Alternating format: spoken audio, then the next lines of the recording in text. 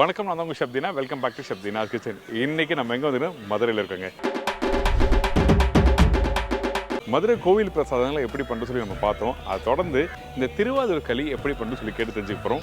அதாவது ஒரு சேந்தனாருங்கிற ஒரு சிவபக்தர் வந்து நிறைய பணமெல்லாம் இருக்கும்போது சிவபக்தர்களுக்கு கொடுத்துட்டு தான் சாப்பிடுவார். இப்படியே வந்துட்டு இருக்கும்போது அவர்கிட்ட குறைய கடைசியில் ஒன்றும் இல்லாமல் போயிடுச்சு. வெறும் அரிசியும் வெல்லம் மட்டும் இருந்தது. சிவபக்தரும் வரல. என்னடா வரலையே அப்படின்னு நினச்சிட்டே இருக்கும்போது சுவாமியே சிவபக்தராக வந்து அவர்கிட்ட அந்த களி பண்ணி அரிசியும் வெல்லம் போட்டு களி பண்ணி அவருக்கு படைச்சதுனால அவர் திருப்பி காட்சி கொடுத்தார். இந்த மாதிரி நான் தான் உன்னை சோதித்தேன், உனக்கு காட்சி கொடுக்குறேன், காட்சி கொடுத்தார். அதன்படி வந்தது தான் இந்த திருவாதிரை களி. மார்கழி மாதம் நடக்கும். ஓகே, இந்த களி பண்ணும்போது பர்டிகுலராக வந்து அதில் வெள்ளம் எவ்வளோ யூஸ் பண்ணுறாங்க, அரிசி எவ்வளோ யூஸ் பண்ணுறாங்க, இந்த மாதிரி நிறைய விஷயம் நம்ம கேட்டு தெரிஞ்சுக்க போகிறோம். ஒவ்வொருத்தர் களி பண்ணும்போது கட்டி கட்டியாக வரும்னு பயப்படுவாங்க. இது கண்ணை மூடிட்டு களி கிண்டலாம். எல்லாரும் வீட்டில் பண்ணுவீங்க, ஆனால் சில பேர் வந்து அந்த ரேஷியோ வந்து ப்ராப்பரான ஸ்டைலில் உங்களுக்கு போட தெரியாது. இன்றைக்கி அந்த இனிப்போட தன்மை எப்படி இருக்கணும், அது பர்டிகுலராக இந்த அரிசி வந்து வறுத்து பவுடர் பண்ணி யூஸ் பண்ணு சொல்லி சொன்னாங்க. எதுக்காக நம்ம வந்து வறுத்து யூஸ் பண்ணுறோம்? இதே வந்து நம்ம டேரெக்டாக பவுடர் பண்ணி யூஸ் பண்ணலாம் களியில். வறுக்காமல் பண்ணணும்னு வச்சுங்களேன், பிசுன்னு பசை மாதிரி ஆகிடும். வறுத்து பண்ணுறதுனால அந்த திடம் கிடைக்கும். ஓகே, எடுத்தால் உருட்டி சாப்பிட்ற மாதிரி இருக்கும். ஓகே, அரிசி திரிச்சு வச்சுக்கணும். ரவை அளவு திரிச்சு வச்சுக்கணும். வெல்லம் 1க்கு 2 1.5 வெல்லம் வச்சுக்கணும். நெய், முந்திரி பருப்பு, ஏலக்காய். இந்த களி வந்து நீங்கள் வந்து கோவிலில் நீங்கள் பண்ணுறீங்க. ஆமாம், எல்லா சிவாலயங்கள்லையும் பண்ணுறோம். உங்களுக்கு யார் ஃபஸ்ட்டு இந்த களி? எங்கள் அம்மா பண்ணுவாங்க. எங்கள் அம்மா அந்த காலத்துலேயே எனக்கு பண்ணி கொடுப்பாங்க. தாளகம் பண்ணுவாங்க, களி பண்ணி கொடுப்பாங்க. நல்லா இருக்கும். அப்போ உள்ள பொருட்களுக்குரிய களியினுடைய திடம் வேற, இப்போ இருக்கிறதுடைய திடம் வேற. இந்த கரண்டில எடுத்து போட்டா அப்படியே விழுது.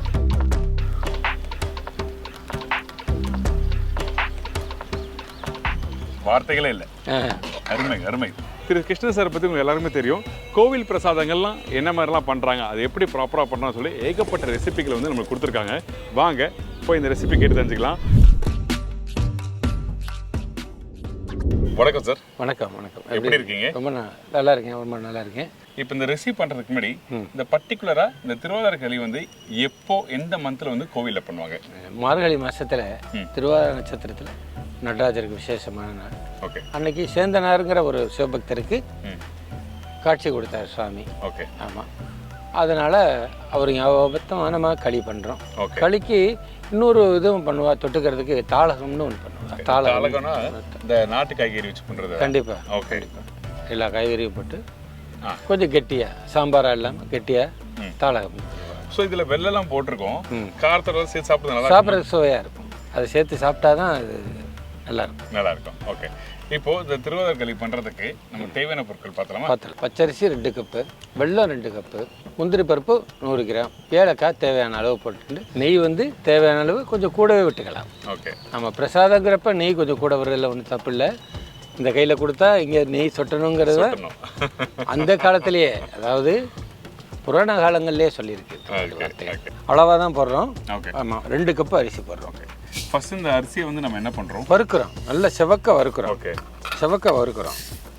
அதுக்கு முன்னாடி இதில் பச்சரிசி தான் யூஸ் பண்ணணுமா இல்லை புழுங்கலரிசி யூஸ் பண்ணலாம்? கண்டிப்பாக பச்சரிசி யூஸ் பண்ணால் தான் உங்களுக்கு களியானது அந்த திடமாக கிடைக்கும். ஓகே, புழுங்கரிசி யூஸ் பண்ணால் அப்படி பிரிஞ்சு வந்துடும். ஓகே, அது இல்லாமல் கோவிலில் வந்து புழுங்கலரிசி யூஸ் பண்ண மாட்டாங்க, ரைட்டா? அதுவும் ஆமாம், அதுதான் கோயிலில் புழுங்கரிசிக்கு வேலையே கிடையாது. ஓகே, அதாவது வேக வைக்காத அரிசியை வந்து நம்ம வந்து யூஸ் பண்ணுறோம். ஆமாம், நல்லா இந்த அரிசியை செவக்க வறுத்துப்போம். சரி, ஓகே. கோவிலில் பண்ணும்போது வெறும் பச்சரிசி வெல்லம் மட்டும் தான் வச்சு யூஸ் பண்ணுறோம். ஆமாம், பாசிப்பருப்பு போடுவோம் ஒரு நேரங்களில். அவனோட மனசுக்கு ஏற்ற மாதிரி மனசை என்ன சொல்கிறதோ அதன்படி தான் நடப்போம். ஓகே, ஸோ தேவைப்பட்ட பாசிப்பருப்பு யூஸ் பண்ணலாம். ஓகே, இந்த இடத்துல அப்படி பாசிப்பருப்பு யூஸ் பண்ணுறோன்னா என்ன அளவு யூஸ் பண்ணுவோம்? பாசிப்பருப்பு என்ன 4க்கு 1 பங்கு. ஓகே, அதாவது 2 கப்பு வந்து பச்சரிசி, 2 கப்பு வெல்லம், 1 பங்கு வந்து பாசிப்பருப்பு. ஆமாம், வெல்லம் சேர்த்துக்கலாம், கூட சேர்த்துக்கலாம். வெல்லம் கூட சேர்த்துக்கலாம். இந்த தாளகம் சொன்னோம் பார்த்தீங்களா? ஆமாம், அதில் என்ன மாதிரி காய்கறிலாம் எல்லா பச்சை நம்ம நாட்டுக்காய் எல்லாமே யூஸ் பண்ணுறோம். கத்திரிக்காய் முருங்கைக்காய் வாழைக்காய் எல்லாமே போடுவோம். சாம்பார் மாதிரி தான் மிளகாப்பொடி மல்லிப்பொடி மஞ்சப்பொடி போடலாம், இல்லை சாம்பார் பொடி கொஞ்சம் போட்டுட்டு பருப்பு நல்லா கொதிச்சோன்னா பருப்பை போட்டுட்டு ஒரு தாளிப்பை போட்டு இறக்கி வச்சுக்க வேண்டியது. கொஞ்சம் கெட்டியாக இருக்கும். சாம்பார்னா லூஸாக இருக்கும் இல்லையா, இது கொஞ்சம் கெட்டியாக இருக்கும், கூட்டு மாதிரி இருக்கும். இப்போ இந்த அரிசி வந்து வறுத்தாச்சு, நல்லா செவக்காக வறுத்தாச்சு. இதை பவுடர் பண்ணி கொடுப்போம். ஸோ இந்த மாதிரி பக்குவத்தில் கரெக்டாக வறுத்துக்கணும். இந்த அரிசியை இப்போ நல்லா பொரிஞ்ச மாதிரி ஆயிடுச்சுல்ல? ஆமாம். எதுக்காக நம்ம வந்து வறுத்து யூஸ் பண்ணுறோம்? இதே வந்து நம்ம டேரெக்டாக பவுடர் பண்ணி யூஸ் பண்ணலாம் கடையில். வறுக்காமல் பண்ணணும்னு வச்சுங்களேன், பிசு பிசுன்னு பசை மாதிரி ஆகிடும். வறுத்து பண்ணுறதுனால அந்த திடம் கிடைக்கும். ஓகே, எடுத்தால் உருட்டி சாப்பிட்ற மாதிரி இருக்கும். ஓகே, ஸோ அதனால தான் வறுத்து யூஸ் பண்ணுறோம். உருண்டு அரிசி. கண்டிப்பாக நல்ல விஷயம். இப்போ இது பவுடர் பண்ணிட்டு உங்களுக்கு காமிக்கிறேன் என்ன மாதிரி பக்குவத்தில் வந்து அரைக்கிறேன்னு சொல்லிட்டு. இதை அரைக்கிற பக்குவம் எப்படி? நைஸாக அரைக்கணும். கொஞ்சம் குறை அதாவது ஒரு 80 to 90% சொல்லலாமா? சொல்லலாம். சரி, ஓகே, 80% சொல்லலாம். 80% சொல்லலாம். அடுத்தது வந்து நெய் விட்டுட்டு தனியாக முந்திரி பருப்பை வறுத்து எடுத்துக்க போகிறோம். சரி, ஓகே. முந்திரி பருப்பை தனியாக வறுத்து எடுத்துட்டு 1க்கு 3 ஜலம் விட்டுட்டு வெல்லம் போட்டு கொதிச்சோன்னே இப்போ அரைச்சி திருக்கி கொடுத்த வந்துடும். திருச்சி வந்ததை நம்ம ஓகே. ஸோ பேசிக்காக வந்து தண்ணியில் வெல்லம் போட்டு கொதிக்க விட்ட பிறகு அதுக்கப்புறம் தான் இது பண்ணணும். கழிக்கணும். சரி, ஓகே. நெய் விடுறோம், தேவையான அளவு விடுறோம். வறுக்கிறதுக்கு தேவையான அளவு. ஆமாம். சரி, ஓகே. போதுமா நெய்? போகிறோம். ஓகே. இதுக்கப்புறம் நாங்கள் முந்திரி பருப்பு இதை வறுக்க ஆரம்பிச்சிடுறோம். ஆமாம். ஓகே. இன்னும் நெய் போடலாமா? வேண்டாமே, போதும்ல? இதில் வறுத்தா போதும். ஓகே. அப்புறம் கொஞ்சம் நெய் விட்டுட்டு இதை எடுத்துக்கலாம். சரி. இப்போ இந்த முந்திரி கலர் மாறுது, எடுத்துடலாம். அப்படியே இந்த எடுத்துருவோம்.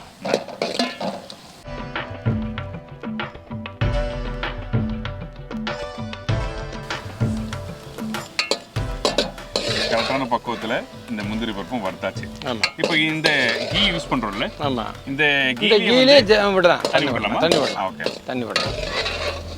ஒன்றும் பண்ணாது. ஓகே. இதில் 2 முந்திரி பருப்பு இருந்தாலும் ஒன்றும் கிடையாது. அதனால் ஒன்றும் தவறு கிடையாது. சரி, ஓகே. தண்ணி அளந்து விட்டுக்கலாம். சரி, ஓகே. இப்போ இந்த தண்ணியோட அளவு என்ன சொன்னீங்க? 1க்கு 3. 1க்கு 3. 1க்கு 3. ஓகே. இப்போ நம்ம யூஸ் பண்ணிருக்கிறது வந்து 2 கப் இல்லை? 3. ஆமாம், 2 கப். அப்போ 6 கப் யூஸ் பண்ணுறோம்.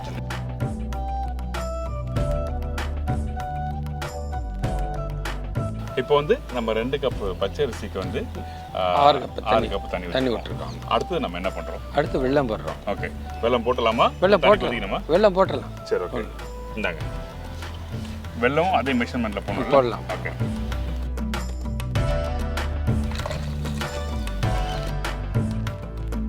இப்போ நம்ம வெல்லம் வந்து இந்த இடத்துல கொஞ்சம் அதிகமாக வேணா யூஸ் பண்ணலாம். ஓகே, நல்லா பண்ணலாம். எந்த அளவுக்கு போடலாம்? 1க்கு 2 கூட போடலாம். 1க்கு 2 போடலாம். ஸோ அதனால தவறு இல்லை. அவங்க இனிப்புக்கு ஏற்ற மாதிரி நம்ம இதில் யூஸ் பண்ணிக்கலாம். ஆமாம். இப்போ நம்ம யூஸ் பண்ணுறது 1க்கு 1.5 யூஸ் பண்ணியிருக்கோம். 1க்கு 1.5. ஆமாம். சரி, ஓகே. 1க்கு 1.5 நார்மல் ஸ்வீட். நார்மல் கரெக்டாக. 1க்கு 2 அப்புறம் அந்த லெவலுக்கு வந்துடும். இப்போ இது நல்லா கொதிக்கணும்ல? கொதிக்கட்டும். இந்த அரிசியும் வறுத்து பவுடர் பண்ணி வந்திருக்கு. ஆமாம். காமிங்களேன் எந்த மாதிரி பக்குவத்தில் பண்ணிட்டு வந்துட்டு. இது ரவை பக்குவம். ஓகே.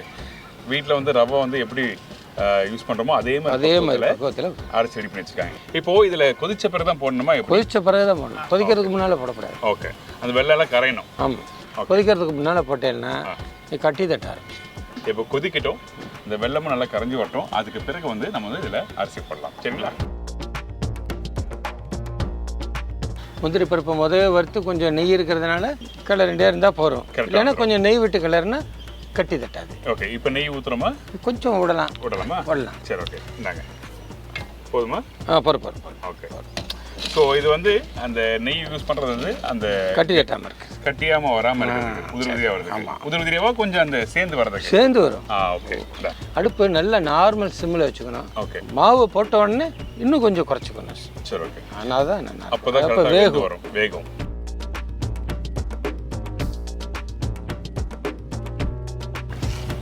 கண்ணை மூடிட்டு கிண்டினாலே போகிறோம், கறி வந்துடும். ஓகே. ஆமாம், கட்டி தட்டாது. ஸோ தைரியமாக பண்ணலாம். இது ரொம்ப ஈஸியான ரெசிபி தான். ஆமாம், ரொம்ப ஈஸியான. அளவு தான் ரொம்ப முக்கியம். ரைட்டுங்களா? ஓகே. தண்ணி தான் முக்கியம். தண்ணியோட அளவு, அந்த அரிசி, வெல்லம், இது மாதிரி கரெக்டாக அளந்து போடணும். கண்டிப்பாக. சரி, ஓகே. இப்படி கிண்டிலே இருந்தால் போதும். இது கிட்டத்தட்ட வந்து நம்ம அந்த சக்கரை பொங்கல் பண்ணுற கான்செப்ட் தான். அவ்வளோ தான், அதே தான். சக்கரை பொங்கல் அரிசியை நல்லா குழைய வைக்கிறோம், நல்லா இதாக பண்ணுறோம்.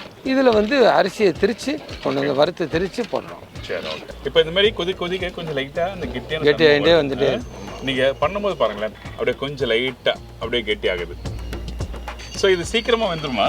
சீக்கிரமே 10 நிமிஷம் களி ரெடி ஆகிடும். ஆமாம், களி ஆகிடும். ரெகுலர் நீங்கள் அந்த அந்த சக்கரை பொங்கல் பண்ணும்போது அந்த சாதம் அந்த சேர்ந்து வந்தது பார்த்தீங்கன்னா ரியலி உண்மையாகவே சொல்கிறேன், நீங்கள் பண்ண அந்த சக்கரை பொங்கலும் அந்த அளவுக்கு ஃபேண்டாஸ்டிக்காக சூப்பராக இருந்தது. சந்தோஷம். எல்லாருமே சொல்கிறாங்க, நிறைய கமெண்ட்ஸ் எல்லாம் பார்த்தீங்களா, சக்கரை பொங்கல் நாங்கள் வீட்டில் பண்ணோம் அதே மாதிரி இருந்தது அப்படின்னு. சக்கரை பொங்கல் அன்னைக்கு அமைஞ்சதும் நல்லா அமைஞ்சது.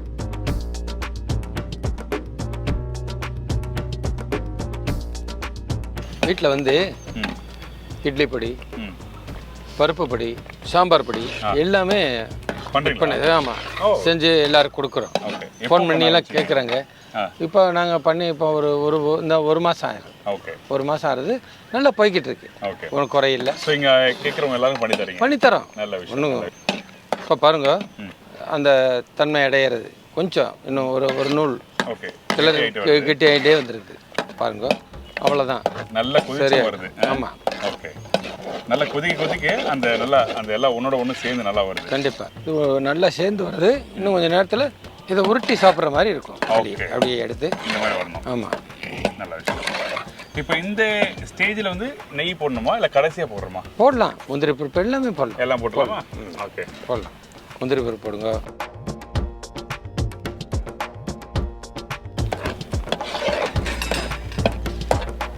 இந்த ஏலக்காய் பவுடர் போடுங்க.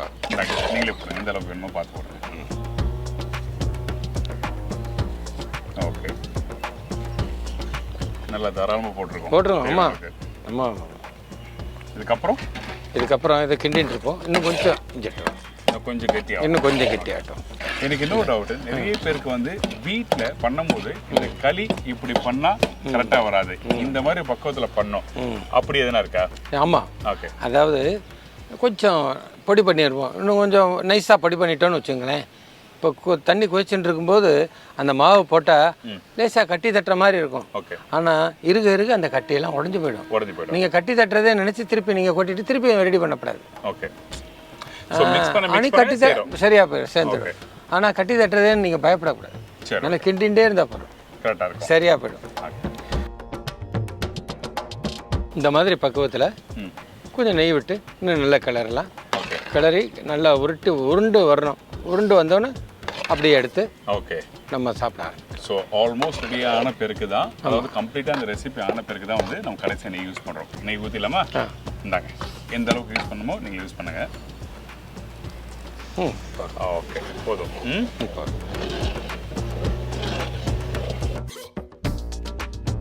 நெய் போட்ட பிறகு சேர்ந்து வருது. சூப்பர். ஆல்மோஸ்ட் எல்லாம் ரெடி ஆயிடுச்சுல? ரெடி ஆயிடுச்சு. சூப்பர், களி ரெடி. நீங்கள் நார்மலாக வீட்டில் களி பண்ணுவீங்களே, இந்த ராகி களி, உளுந்த களி தான் பண்ணுவீங்களா, அதே மாதிரி தான் நல்லா உருண்டு நல்லா ரெடியாகி வந்திருக்கு. சூப்பராக வந்திருக்கு. அப்போ எனக்கு கொஞ்சம் டேஸ்டிங் கொடுக்குறீங்களா? தரேன். இந்தாங்க. இந்த திருவாதிரை களி எப்படி பண்ணுறாங்கன்னு சொல்லி நிறைய பேர் கேட்டிருந்தீங்க. ஸோ இந்த களி வந்து இன்றைக்கி ப்ராப்பரான ஸ்டைலில் எப்படி பண்ணுறதெல்லாம் நீங்கள் பார்த்துருப்பீங்க. ட்ரை பண்ணி பாருங்கள். இப்போ நானும் டேஸ்ட் பண்ண போகிறேன். ஏன்னா நான் ரொம்ப நாள் வந்து எதிர்பார்த்த ஒரு ரெசிபி. ஏன்னா இந்த மாதிரி கோவில் பிரசாதங்கள் பண்ணும்போது நிறைய பேருக்கு அதோட பக்குவங்கள் தெரியல. ஸோ அதனால தான் இன்றைக்கி நான் உங்களை கேட்டு தெரிஞ்சுக்கிறேன். அது மட்டும் இல்லை, இங்கே பாருங்கள், இந்த கரண்டில் எடுத்து போட்டால் அப்படியே விழுது. ரொம்ப சூடாக சாப்பிட்றாங்க. ஓகே, வெள்ளம் சுட்டுறோம். பயங்கர பொருளிடும்.